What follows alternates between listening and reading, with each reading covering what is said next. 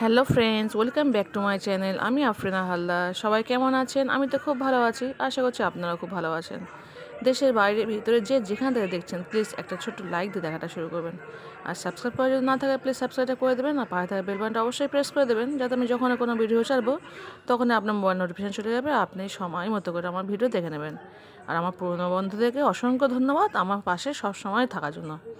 তো চলুন আজকে কী রেসিপি করেছি দেখা যাক। তো দেখতেই পাচ্ছেন আজকে আমি বিট গাজর মটর দিয়ে একটা ঘন্ট করেছি, মানে চচ্চড়ি বলতে পারেন, ঘন্ট চচ্চড়ি যাই বলতে পারেন। তো আমি নাম দিয়েছি একটা বিট গাজরের চচ্চড়ি বা ঘন্ট।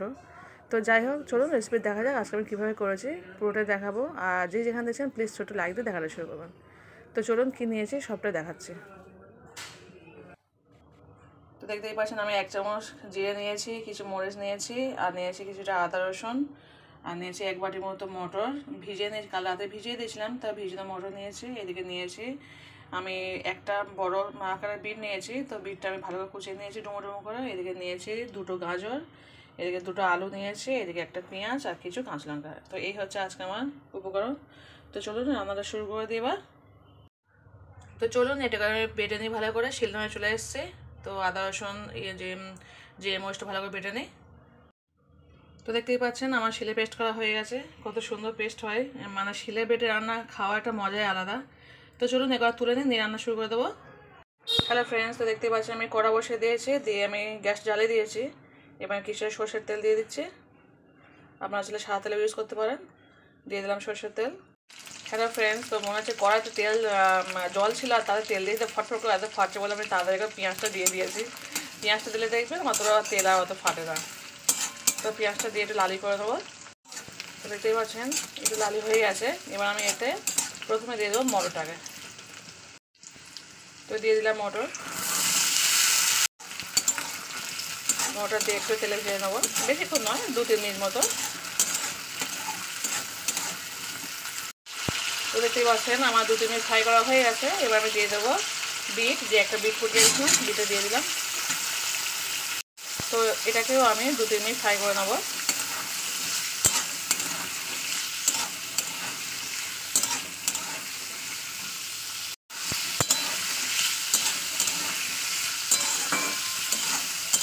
এইভাবে না একবার হলেও ট্রাই করে দেখবেন, খুব সুন্দর খেতে লাগে, আমার তো খুব ভালো লাগে। তো আপনারা একবার বাড়িতে করে দেখবেন। আর এই শীতের সময় না বিট গাজর খাওয়াটা এমনি খুব উপকার।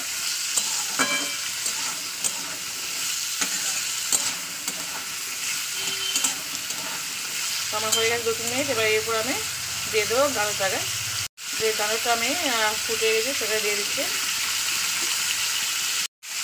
তো এটাকেও সেম প্রসেসে 2-3 মিনিট ভালো করে নেবো তেলের উপরে। তেলের উপরে একটু ভাজা করলে কি এর যে কাঁচা গন্ধ থাকে সেই গন্ধ হয়তো চলে যায়। তো দেখতেই পাচ্ছেন আমি প্রায় 2-3 মিনিট কষিয়ে নিয়েছি। এবার আমি এর উপরে যে মশলাটা করেছিলাম সেই মশলাটাকে দিয়ে দেবো। দেখতেই পাচ্ছেন মশলা দিয়ে দিচ্ছি। তো মশলাটা দেওয়ার পরে আমি মশলাটাকে ভালোভাবে কষিয়ে নেবো। দেখতেই পাচ্ছেন সবজি থেকে কিন্তু আমার জল ছাড়ছে। এবার এটা একদমই ঝোল ঝোল হবে না, একদম মাখা হবে তরকারিটা। তো মশলাটাকে ভালোভাবে কষিয়ে নিচ্ছি তেলের উপরে, যাতে আদা রসুনের গন্ধটা একদম যাতে না থাকে। আর মশলা যত কষাবেন তো তরকারি তত টেস্টফুল হবে।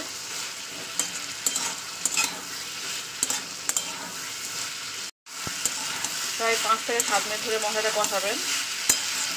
আর যেহেতু এগুলো সবজি থেকে জল বের হচ্ছে, তাই আপনার জল লাগবে না, ওই তেলেই কষানো হয়ে যাবে।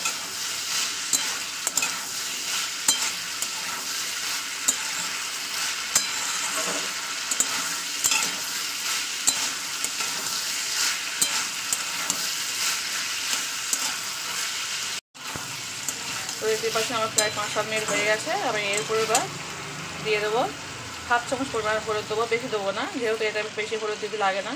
1/2 চামচ হলুদ দেবো, আর 1 চামচ চিনি দেবো।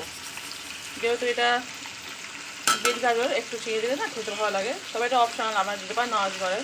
তবে চিনি দিলে কী হয়, টেস্টটা আরও বেটার হবে। এমনি যে স্বাদটা হবে চিনি দিলে খেতেও আরও সুন্দর হবে। তো দেখতে পাচ্ছি আমি হলুদটা দিয়ে দিয়েছি, চিনিটাও দিয়েছি, দিয়ে আমি একটু আরও 5 মিনিট কষিয়ে নেবো। আমি কিন্তু গ্যাসের ফ্লেমটা কিন্তু একটু আস্তে দিয়ে দিয়েছি, জোরে দিয়ে নিই। একটু আস্তে দিয়ে এটা ভালো কষে দেবো 5 থেকে 7 মিনিট ধরে। তো দেখতেই পাচ্ছেন আমি ফিরে এসেছি পুরো 5 মিনিট পরে। 5 মিনিট ধরে পুরো কষিয়েছি আমি। তো এবার এরপর আমি আলুটাকে দিয়ে দেবো।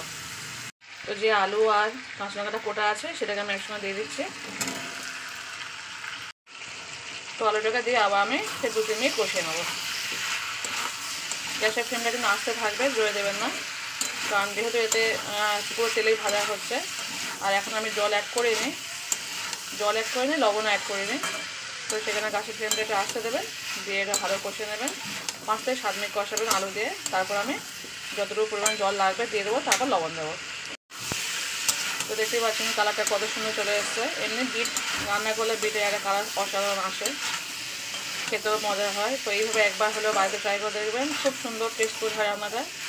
আর যদি পারেন হামানদিস্তায় না মানে মিক্সি মেশে না বেটে শিলে বেটে রান্না করে আরও খাবারের টেস্ট পুরো দ্বিগুণ বেড়ে যায়। আমি তো সময় পেলে শিলনোড়ায় বাটি, আর সময় না পেলে তো আছেই কোনো ইলেকট্রিক জিনিসপত্র হামানদিস্তায়। তো দেখতে পাচ্ছেন আমার কষানো হয়ে গেছে। এবার আমি অল্প করে জল দিয়ে দেবো, এটা একদম মাখো মাখো তরকারি হবে। তো দিয়ে দিলাম 1 কাপ পরিমাণ জল। আমি পুরো 1.5 কাপ জল দিয়েছি, যেহেতু আমার মটরটা ভালোভাবে সিদ্ধ হবে। আমি এতক্ষণ তো তেলে ভালো করে কষিয়ে দিলাম। মটর, বিট, গাজর, আলু সবটা এবার সিদ্ধ হয় ভালো করে।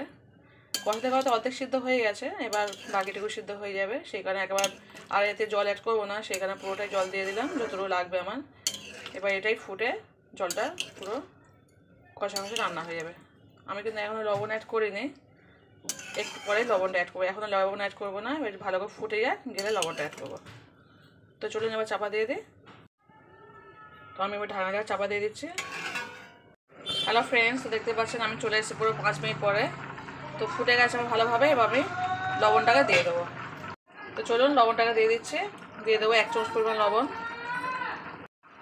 তরকারির তুলনায় লবণটা একটু কম লাগছে মনে হচ্ছে, কারণ এটা আরও সিদ্ধ, যেহেতু এখনও আমার জল কমেনি, আরও এটা পুরো মাখা মাখা তরকারি হয়ে যাবে, তখন হয়তো লবণটা ঠিক হয়ে যাবে। সেই কারণে আমি লবণটা একটু কম দিয়েছি, তখন টেস্ট করে লবণ যদি বেশি কম হয় দেখা যাবে।